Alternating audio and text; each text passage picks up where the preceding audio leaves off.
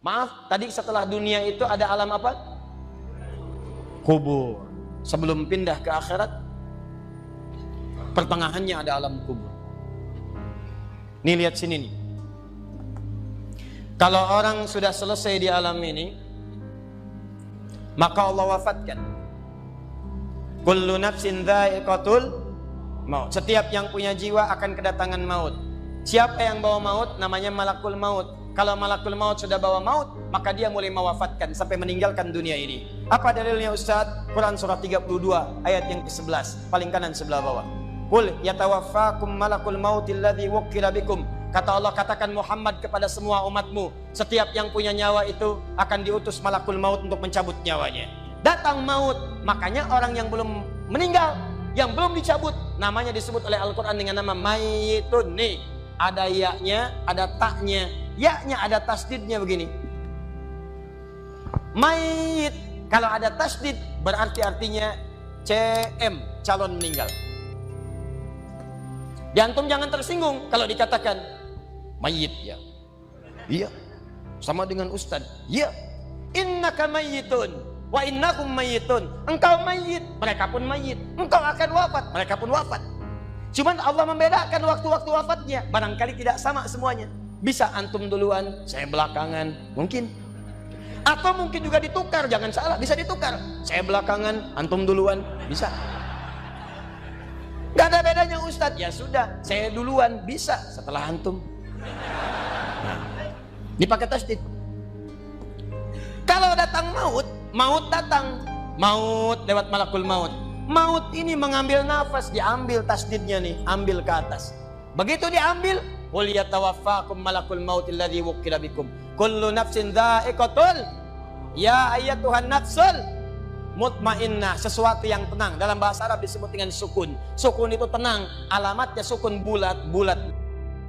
Ini kalau bulat dalam ilmu loghah, bulat jadinya, hilang tasdidnya. Maka kalau mayit itu artinya nyawanya sudah tidak ada. Mayitun masih ada nyawa, diambil malakul maut jadi mayitun. Nih, alam kubur. Begitu pindah ke sini, datang malakul maut, dicabut nyawanya, maka diwafatkan, ditinggalkan dunia ini. Maka orang mengatakan telah meninggal dunia. Artinya apa? Ditinggalkan dunianya. Lihat sini, fokus. Karena alam kubur beda sifatnya dengan dunia, lain tempatnya, lain keadaannya, maka lain pula bekalnya. Jangankan alam kubur, beda tempat di dunia saja sudah beda keadaannya. Anda orang Indonesia ingin datang ke Malaysia, kalau bekalnya tidak ada Anda bawa, tidak akan mungkin Anda bisa masuk. Apa di antara bekalnya? Ada paspor yang mesti distempel begitu masuk imigrasi. Pergi lebih jauh lagi, misalnya saya pengen ke Australia, maka Anda harus ngajukan untuk mendapatkan visa. Lebih jauh ke Amerika, visanya bisa lebih sulit lagi. Maka bagaimana dengan alam kubur yang sifat keadaannya beda dengan dunia? Makanya bekalnya pun tidak akan sama. Jadi kalau Anda cuma mengumpulkan bekal dunia, maka semua bekal itu akan ditinggalkan saat di dunia. Maka orang mengatakan meninggal dunia, maksudnya meninggalkan dunia dengan semua bekalnya. Nih, maaf ya, jam dunia, baju dunia, handphone dunia, gelas dunia. Jadi semua yang kita dapatkan di dunia, rumah yang luaskah, mobil yang mewahkah, pakaian yang glamorkah, kalau sudah meninggalkan semua alam dunia itu, maka hilanglah semua yang kita kenakan.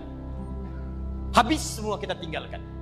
Walaupun Anda koleksi yang bagus-bagus, tetap tidak akan pernah dibawa. Jangankan Anda, yang mengantarkan saja tidak akan menyertakan. Silahkan cek, Anda punya koleksi mobil paling bagus, apakah saat wafat dikuburkan dengan mobilnya? Tidak.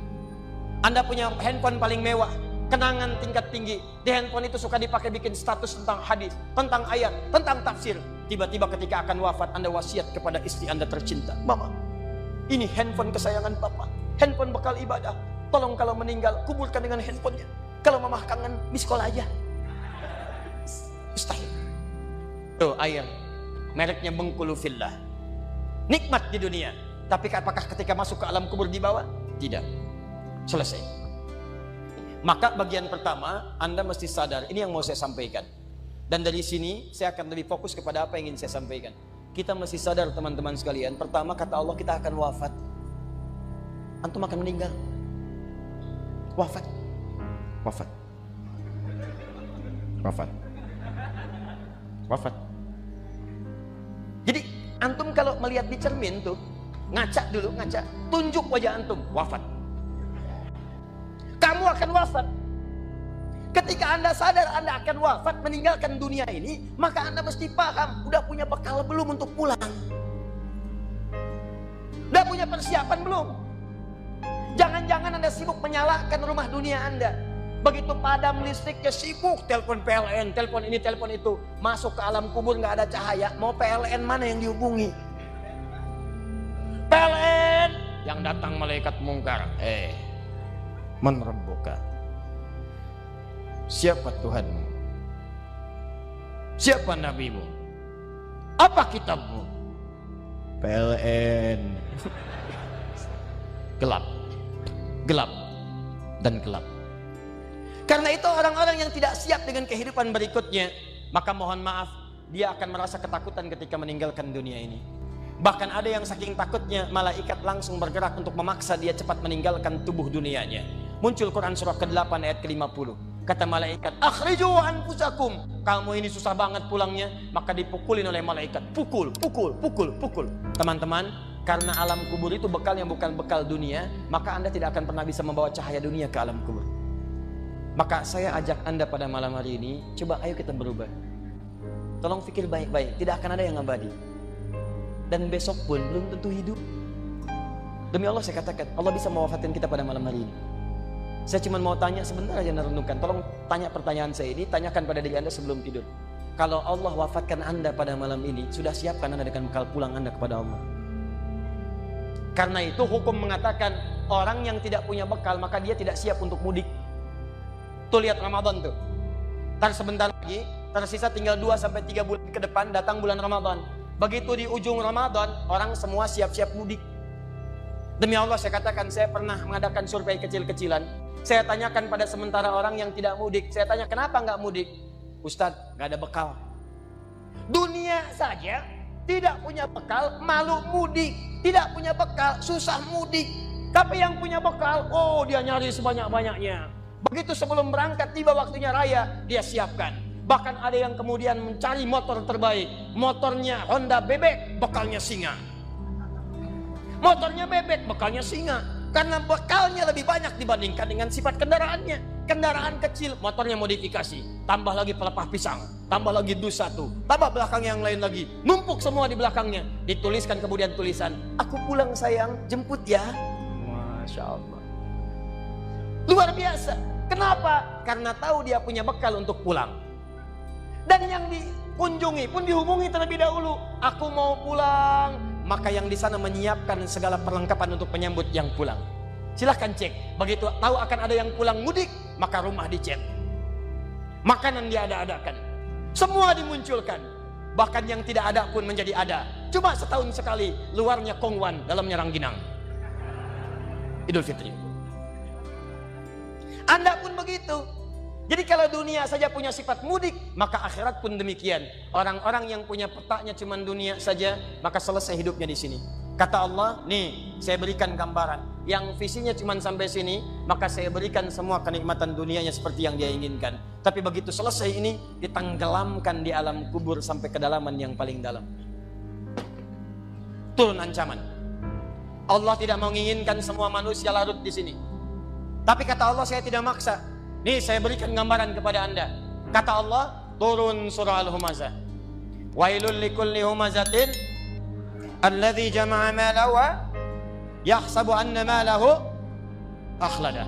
Kata Allah, hei yang terlampau sibuk dengan dunia. Suaminya sibuk cari harta, hitung lagi, hitung lagi, hitung lagi. Istrinya sibuk kumpul-kumpul dengan sesamanya, cuma membicarakan harta suami. Sosialita yang senang dengan kumpul-kumpul saja, tidak ada manfaatnya, cuman ngobrol, cuman gibah, cuma macam-macam. Makanya ketika menyebutkan kalimat saling celah, saling ngobrol, menggunakan tak marbutah. Tak marbutah menunjuk pada perempuan. Wailul likulli humazatil lumazah, pakai tak, sedangkan tak sifat menunjuk pada perempuan. Muslim laki-laki, kalau ingin jadikan perempuan tambah tak di ujungnya. Muslimah. Mukmin laki-laki, perempuan mukminah. soim laki-laki, perempuan. Wah, itu dia. Sesuatu yang kokoh, kuat, berwibawa, mantap, punya tenaga. Makanya tanda-tanda laki-laki pun beda. Punya kumis, laki-laki berkumis, perempuan tidak. Punya wibawa, punya kata-kata yang kuat. Makanya kalau ada laki-laki suaranya sedikit gemulai saja, itu akan kehilangan sifat wibawanya. Nama siapa? Nia. Nama? Nia. Nama lengkap? Kurniadi.